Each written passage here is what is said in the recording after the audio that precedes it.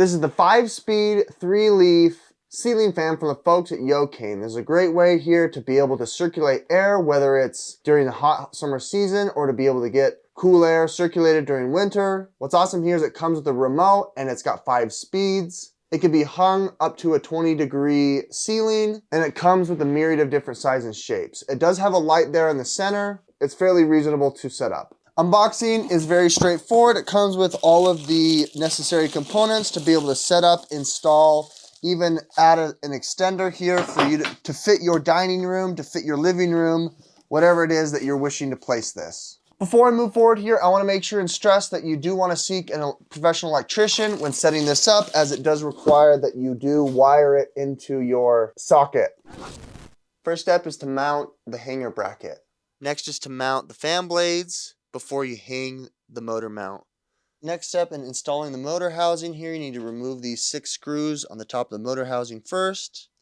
Next step is going to be installing the housing here, feeding the cords through, and then placing this and securing it on top by replacing the screws that you just took off. Fastening it just like so, and now we're going to be affixing the down rod.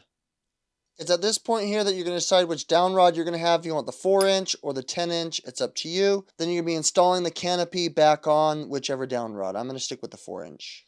This next part is tricky here. You want to feed the little cone there through, and then you want to also feed this little canopy. While you're doing that, you have to rebuild here the anchor, the hanger ball, which is a little tricky. And then once you're all done, you fit it all together, and then down here, you're going to be mounting it with that pin and R clip. That's what it looks like when it's mounted, as you can see. Next step is arguably the most difficult. You're going to be feeding here the hanger ball into the joint, just like this. Ideally, it should fit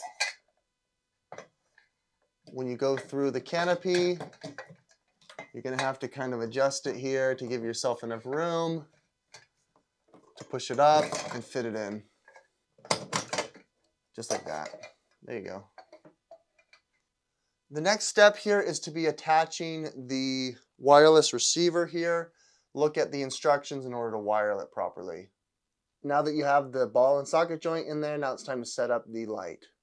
Next step is taking the light hood here off the light, and then you're going to be replacing the 3 screws that you unscrewed here from the top, and then also using this plug to plug it into the light array. Okay, now that you've got the light in place here, you just replace here the hood. Now you're set to turn it on.